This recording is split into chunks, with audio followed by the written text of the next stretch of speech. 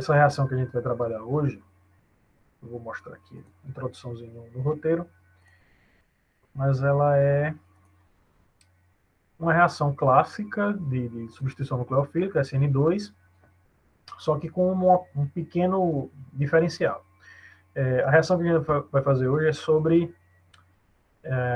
ela trata da substituição de uma das duas hidroxilas em um diol, certo? Um composto contendo duas hidroxilas, é o nosso reagente, o material de partida, e a partir desse diol, eu quero formar um composto monobromado e monohidroxilado. Eu quero que o diol preserve uma das duas hidroxilas e que a outra seja substituída por um átomo de bromo, certo?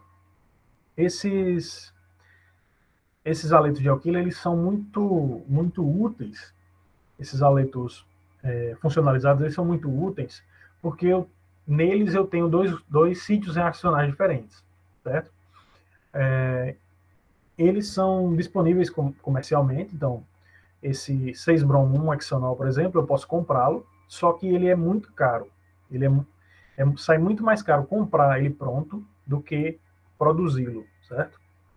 E como ele é um dos materiais de partida para rotas sintéticas mais longas, por exemplo, para a síntese de feromônios, esse é um composto muito usado como material de partida, então o produto final ele ficaria muito caro. Se os meus reagentes são caros, o meu produto final vai ficar muito caro. Então, uma alternativa seria preparar esse composto. Eles são muito úteis, os aletos, principalmente, são muito úteis porque o bromo e o cloro, principalmente,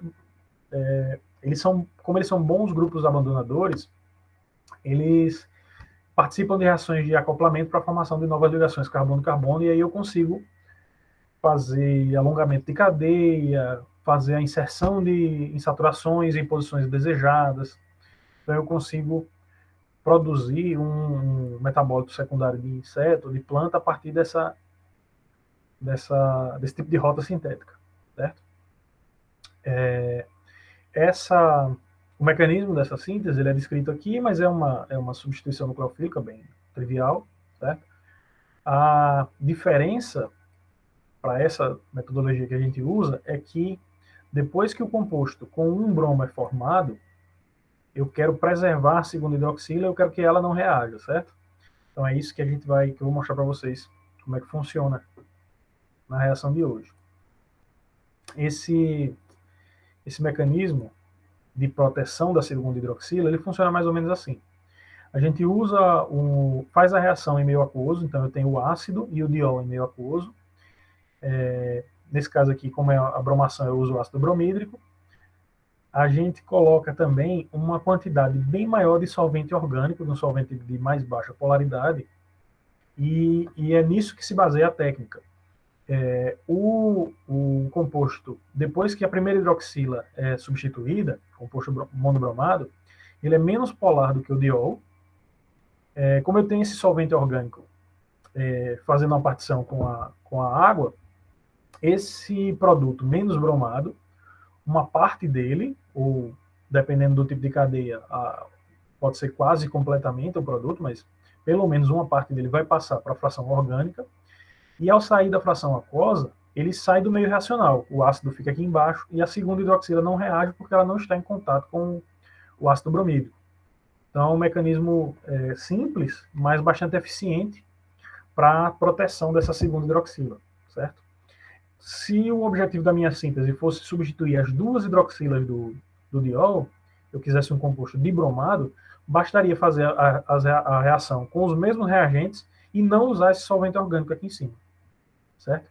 E aí a segunda hidroxila facilmente seria substituída.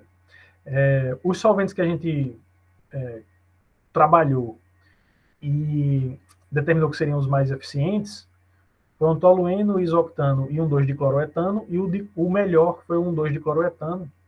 Eu vou mostrar para vocês na metodologia de hoje, certo? A vidraria é bem simples, né? Suporte universal, garras e muflas, o balão de reação. A reação acontece sob refluxo, então eu tenho uma manta aquecedora e um condensador.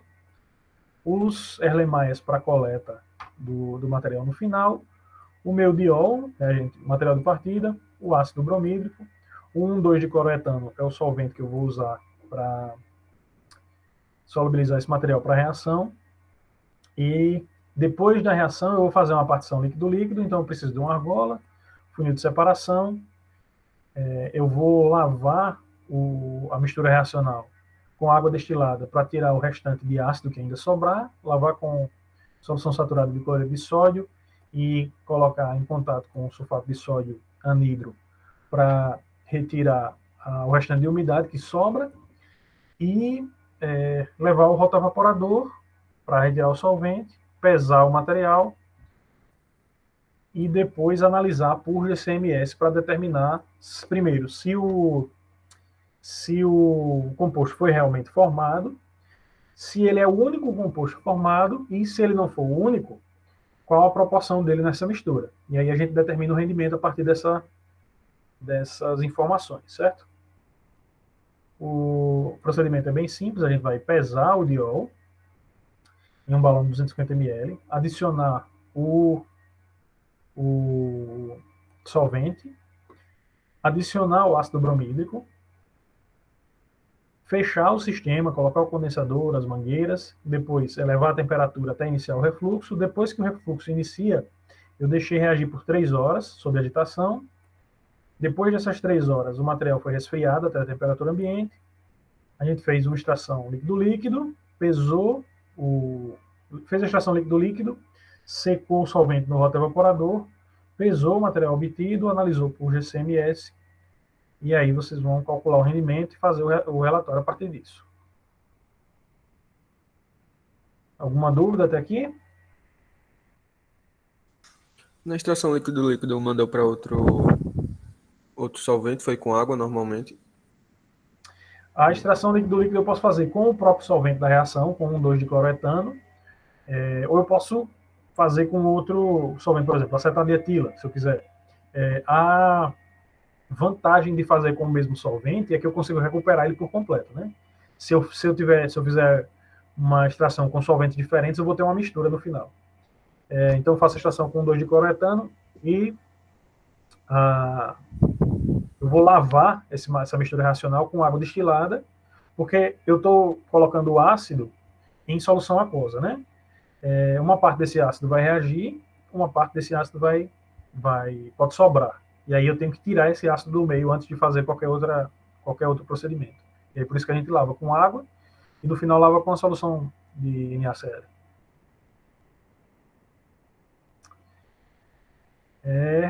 Deixa eu ver, certo. Então, eu vou mostrar para vocês como é que funciona essa reação e depois qual foi o produto que a gente obteve.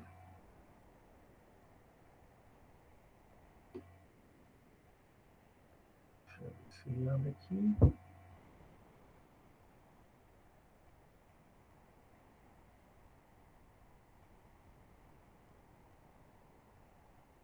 Certo. Então, a gente inicia com a pesagem do diol. O diol é um sólido branco. A gente vai pesar esse diol num balão de 250 ml, já com o agitador magnético. Essa reação, como a gente usa o ácido em solução aquosa, vocês já podem imaginar que é uma solução que eu não preciso me preocupar com umidade, né? Então, vocês veem que eu peso tranquilamente, sem me preocupar com a entrada de umidade no balão, já que eu vou colocar água depois. Então, a gente pesa. Vocês veem que o hexandiol é um sólido. Fica mais fácil. Depois disso, eu vou levar para a capela para adicionar o solvente. Eu vou colocar o balão, prender com a mufla e a garra. Vou adicionar o dicloroetano, certo? Eu estou usando o dicloroetano porque já é um trabalho que a gente executou algum tempo e foi o melhor solvente que a gente conseguiu para essas condições, certo? Mas a ideia é que eu use um solvente menos polar que a água, para que eu possa para que eu possa ter, primeiro, essa partição, essa separação de fases, e para que o produto formado, já que ele é menos polar, que ele possa passar para o meio orgânico, certo? Aí a gente testou diferentes solventes. O dicloroetano ele tem uma polaridade intermediária, não é absolutamente apolar, como o hidrocarboneto, por exemplo, como hexano, pentano. E isso favorece também, porque o produto monobromado ele é menos polar do que o diol. Não quer dizer que ele seja apolar. Eu ainda tenho, além do bromo, ainda tenho hidroxila ali. Então, se eu usar um solvente apolar, provavelmente eu vou ter um rendimento mais baixo, certo? Então a gente adiciona o dicloroetano, eu vou fazer essa reação sob agitação magnética e refluxo, agitação lenta.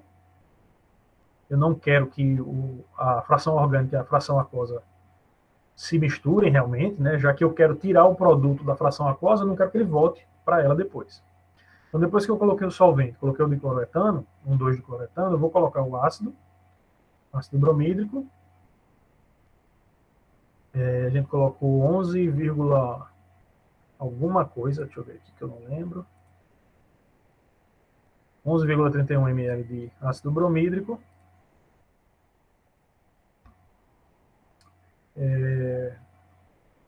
O ácido bromídrico, né, a gente vai pipetar ele na capela. Depois fechá-lo. Ele é armazenado posteriormente em geladeira. Depois que eu adicionar o ácido, vocês veem que a adição do ácido é rápida, né? Eu não preciso me preocupar tanto em fazer uma adição lenta. A gente vai ver em reações posteriores que algumas vezes eu preciso fazer uma adição gota a gota, uma adição bem lenta mesmo. Nesse caso, não. Nesse caso, eu não preciso me preocupar tanto com isso. Então, vou colocar o condensador. No banho, aqui embaixo, eu tenho óleo de coco, aquele mesmo que a gente usou nas aulas passadas. A gente vai fazer um banho de aquecimento, vai deixar a reação sob solvente do refluxo, sob refluxo do solvente, desculpem, sob refluxo do solvente, e aí eu forneço energia para esse meio para que a reação aconteça, certo? Aqui eu vou só prender o condensador por segurança, para que ele não caia. Eu vou colocar Teflon ao redor das conexões para que não haja escape do gás formado aqui dentro. Vou fechar o condensador aqui em cima com um septo de borracha e vou ligar a temperatura, abrir a torneira da água para que o banho de circulação possa resfriar o condensador e deixar reagir por essas 3 horas.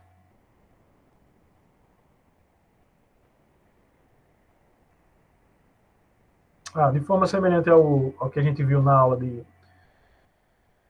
acho que nas 2 aulas onde houve aquecimento, mostrei essa bexiga, né? A gente colocou essa bexiga, uma bexiga.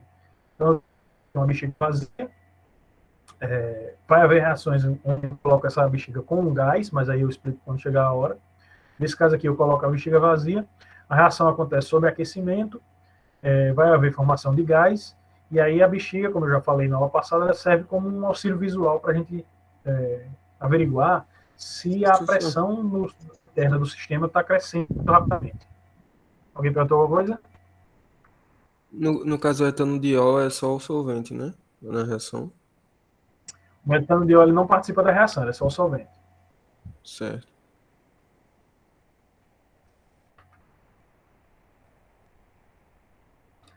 E aí,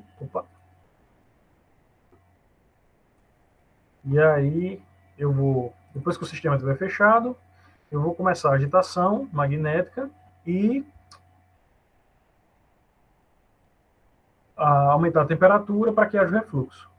Não sei, acho que não sei se dá para ver aqui no fundo ainda os cristais do hexano de óxido ainda não dissolveram completamente. À medida que a temperatura aumentar, eles vão começar a solubilizar e começar a reagir. Aumento a temperatura e vou deixar sob refluxo durante 3 horas. Ô, professor. Oi. Professor? Pode falar, pode Na falar. questão da temperatura, teve uma medida correta, tipo, foi aquela temperatura ou foi aumentando com o tempo? Não, eu coloquei a temperatura, acho que de 150 graus, não lembro, 130 graus, não lembro. Mas aí a intenção é deixar sob refluxo do solvente. O etanodiol, ele tem um ponto de ebulição, deixa eu olhar aqui para não me enganar, mas eu acho que em torno de 80 e alguma coisa. Então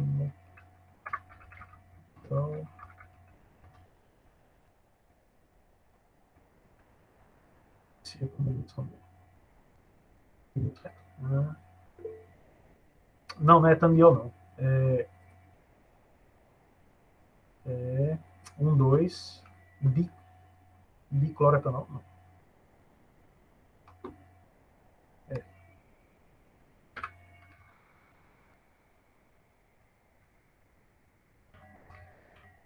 Errei o solvente.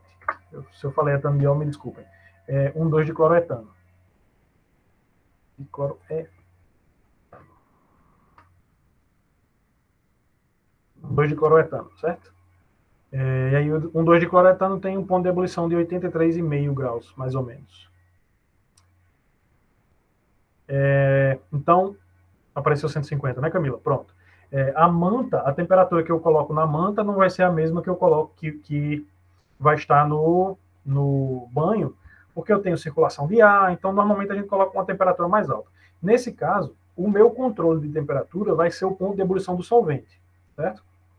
Então, a temperatura externa que eu coloquei foi mais alta, mas a reação vai ocorrer no ponto de ebulição do solvente, temperatura de ebulição do solvente, certo? A gente, quando fez esse trabalho, testou solventes com polaridades diferentes e com pontos de ebulição um pouco diferentes. Então, por exemplo, o tolueno foi testado e o ponto de ebulição do tolueno é acima de 110. Não estou lembrando exatamente o ponto de ebulição, mas é mais alto, certo? Quanto maior o ponto de ebulição do solvente, quando você faz uma reação sob refluxo, maior a energia que você fornece ao sistema, né? Ao sistema.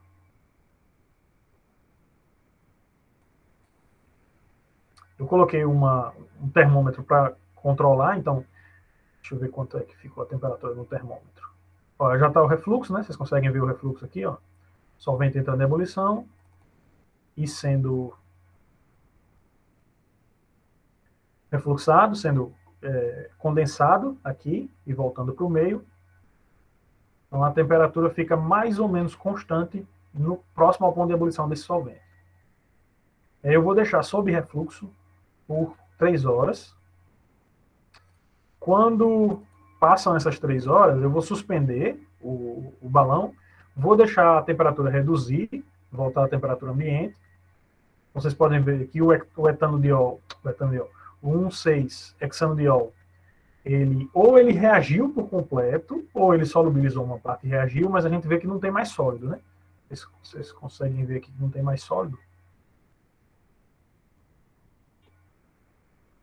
E aí, depois que essa reação, o tempo de reação acaba, eu vou esperar voltar, descer até a temperatura ambiente, a temperatura baixar até a temperatura ambiente, e fazer a extração líquido-líquido. Se alguém perguntou alguma coisa.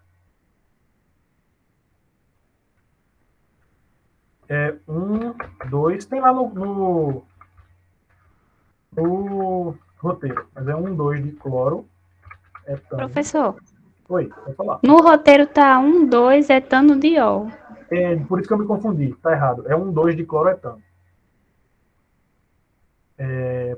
Desculpa, eu tenho que corrigir isso. Lá é 2 de cloroetano. Se ele fosse o etanodiol, ele ia reagir também. 83,47. Eu vou botar 83,5 para não. É 2 de cloroetano e o ponto de ebulição dele é em torno de 83,5 graus, certo? Eu vou corrigir depois no roteiro. Eu me enganei ali. Certo? Se ele fosse um diol, ele iria reagir com ácido bromídico também, né? Certo. Então, a gente vai deixar a temperatura, atingir a temperatura ambiente, vai deixar essa temperatura baixar. Vou desligar a manta, né, deixar o próprio óleo, a temperatura do óleo baixar para poder guardá-lo também. Esse óleo vai ser reaproveitado para muitas e muitas reações. E aí a gente faz, desculpem, e aí a gente faz uma partição líquido-líquido, como a gente viu nas reações anteriores, né? Então, depois que o balão da reação atingir a temperatura ambiente, eu vou desmontar o sistema, certo? Vou tirar o condensador, depois esse condensador, vou deixar ele ali preso por um tempinho, enquanto eu termino o procedimento, para poder limpar esse condensador depois. Por enquanto ele vai ficar preso na garra. E aí eu vou transferir a minha mistura reacional para um funil de separação e vou fazer o procedimento de partição e extração que a gente já viu na primeira aula. Esse procedimento de extração a gente vai ver em praticamente todas as aulas, todos os experimentos. Tem um ou outro experimento onde não precisa fazer uma extração líquido-líquido. Por exemplo, a síntese do AS não foi, na síntese do AS não foi necessário fazer esse procedimento porque a gente fez aquela recristalização, né? Mas, via de regra, é muito comum fazer essa extração líquido-líquido. Uma coisa que eu acredito, não tenho certeza se eu falei,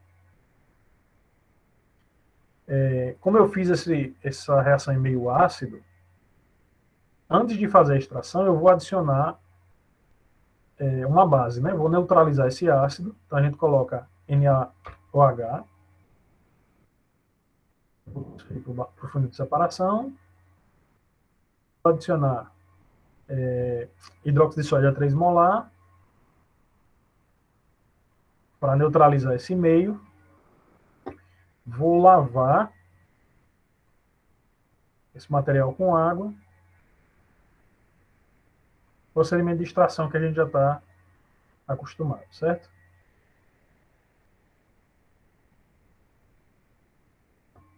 A gente vai transferir.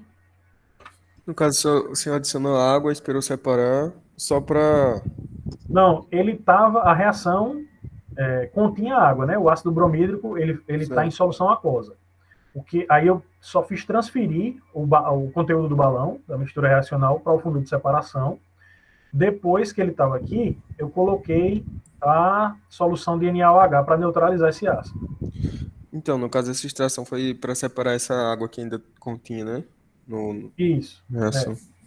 Eu vou tirar do meio reacional, porque o que sobrar, o que porventura sobrar de ácido ou do próprio diol, se o diol não reagir, a maior parte dele vai ficar na água, certo?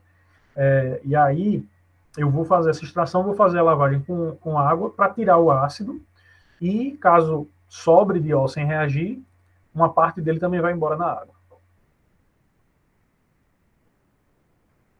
E aí a gente faz a extração do líquido.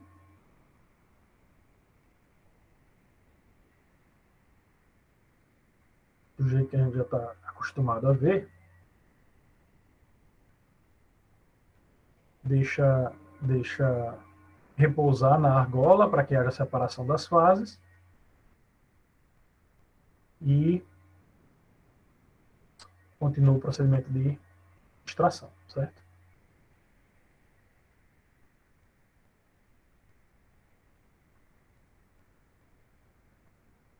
Deixa eu ver se ele vai separar bem aqui.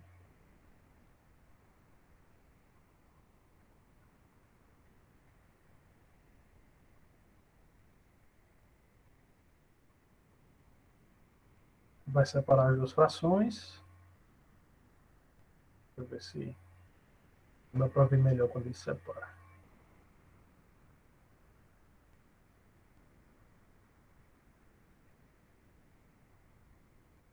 Ó, isso aqui é só mostrando.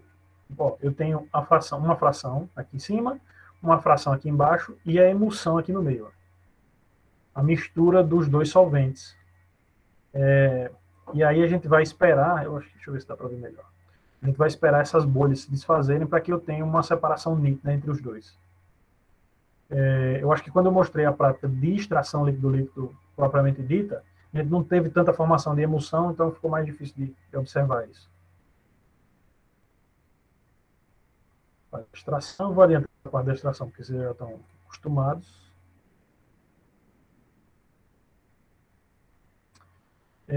Depois a gente lava com água, lava uma vez com água destilada, e aí na água destilada vai sair tudo que tiver de solúvel, né, de hidrossolúvel.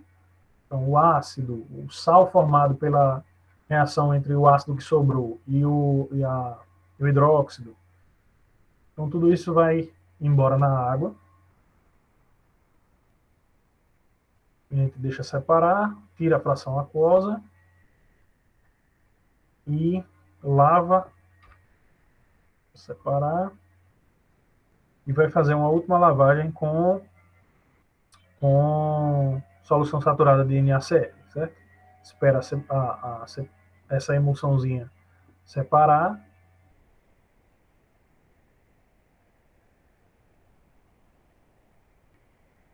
Separou a fração aquosa, volta para o balão. É o mesmo procedimento de extração que a gente observou já nas aulas anteriores. E aí vai colocar solução saturada de NaCl. Essa solução saturada vai puxar, vai retirar grande parte da água que ainda está ali suspensa, e a gente finaliza essa retirada da água com o sulfato de sódio anídrico, como vocês também já estão acostumados, certo? Só para a gente lembrar, a tampa aqui do funil de separação eu sempre seguro com os dedos, né? Não deixar ela escapar. Sempre garantir que quando você vai fazer a agitação, a torneira esteja fechada. Abre um pouco para liberar o gás, fecha novamente, deixa decantar, deixa repousar. Depois de separado, a gente tem a fração com o sulfato de sódio, para retirar o restante da água. Eu quero que essa solução esteja bem limpa.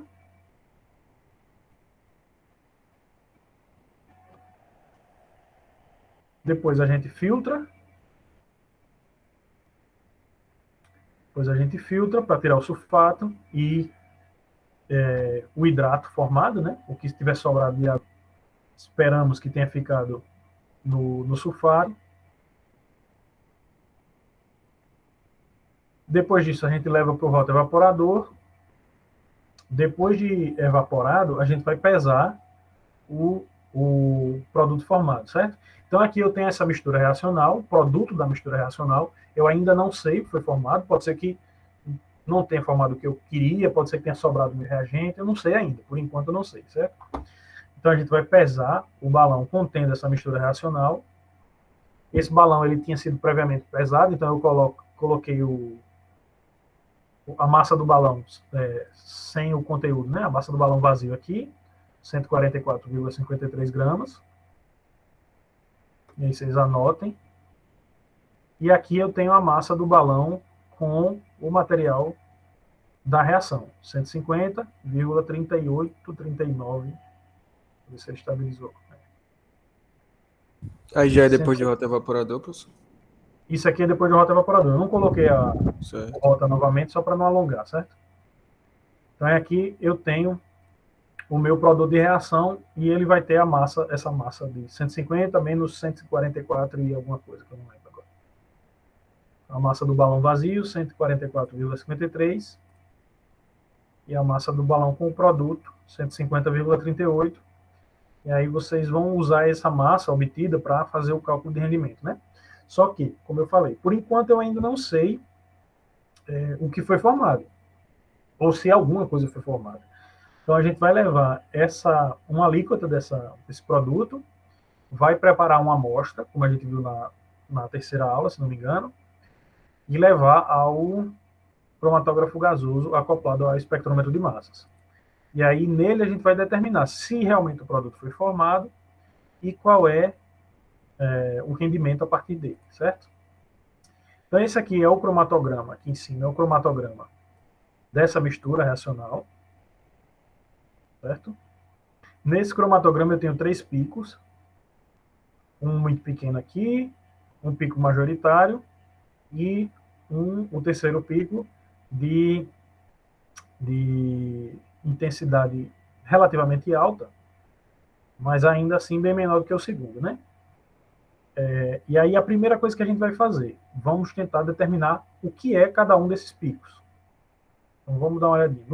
Para o pico cromatográfico, para o primeiro pico cromatográfico, eu não vou entrar em tantos detalhes do espectro, mas esse aqui provavelmente é o material de partida. Vamos usar a biblioteca para ter uma noção. Deixa eu dar só mais uma olhadinha.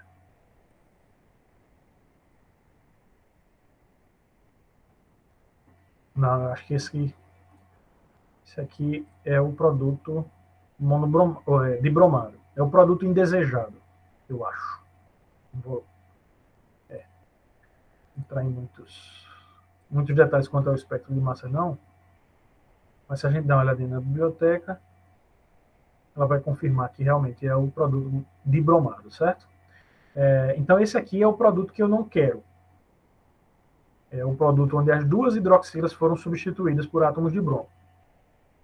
Quando a gente olha no cromatograma, visualmente, isso é um bom sinal, já que ele é um pico de intensidade muito menor do que os demais, né? Numa reação ideal, na reação dos sonhos, digamos assim, esse pico aqui não apareceria, mas o fato dele aparecer em tão pequena quantidade já é um bom resultado, um bom indício. Vamos dar uma olhadinha. Esse menor é o de bromado, certo? Esse menor aqui é o de bromado. Ok. É o que eu não quero, né? É o produto secundário dessa reação.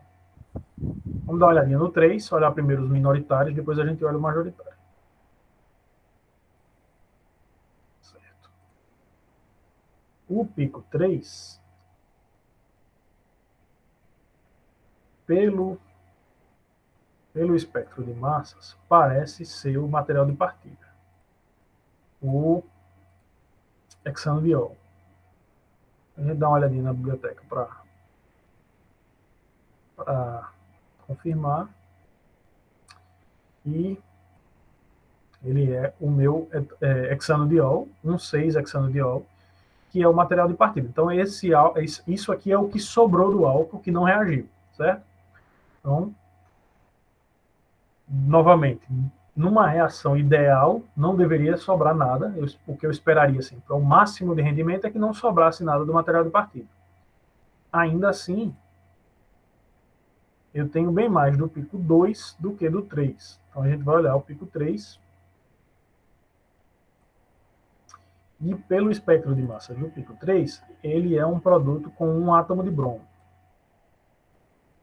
Pico 3 ou 2, professor? Ou 2, desculpem. 2. Certo. Desculpem. O pico 2, o majoritário, ele tem um átomo de bromo na estrutura. E aí a gente confirma com a sugestão da biblioteca, ele é o 6-bromo, 1-hexanol, certo? Então esse aqui é o produto que nós queríamos, isso é o produto nós pretendíamos fazer nessa reação. Então ele é o pico majoritário, cromatográfico, e aí, como eu acho que na reação da aspirina, do ácido acetilsalicílico, a gente não fez esse cálculo porque a aspirina apareceu como um único produto, né?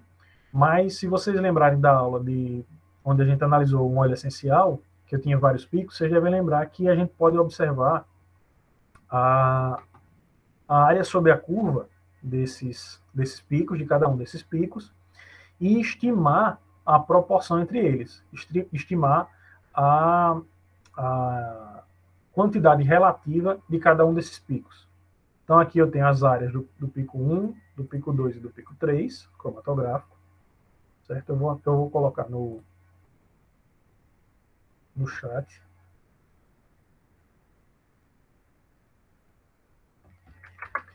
Essas são as três áreas, né? A área do pico 1, a área do pico 2 e a área do pico 3. O pico 2 é o nosso produto de interesse. certo? O segundo pico cromatográfico é o nosso produto de interesse. E aí vocês vão calcular um rendimento baseado na área sob a curva desse segundo pico, certo? Da mesma forma que vocês fizeram lá para a análise de óleos essenciais, certo? E aí vocês vão determinar o rendimento e vão comparar com a literatura, e aí vão dizer se a reação foi eficiente, se não foi, se foi, por que ela foi eficiente, se não foi, o que é que poderia ter sido feito diferente, enfim, vocês vão fazer a discussão em Professor, cima desse resultado. Pode falar, Chico. no caso, um exemplo. Vamos supor que o rendimento, de acordo depois do rotoevaporador, deu 10%. Certo. Aí, esse segundo pico teve uma área de, sei lá, 20%. Então, é 20% com base nos 10, né? Que deu, ó. Isso. Ó, Assim. deixa eu ver se eu tenho uma calculadora aqui. Peraí.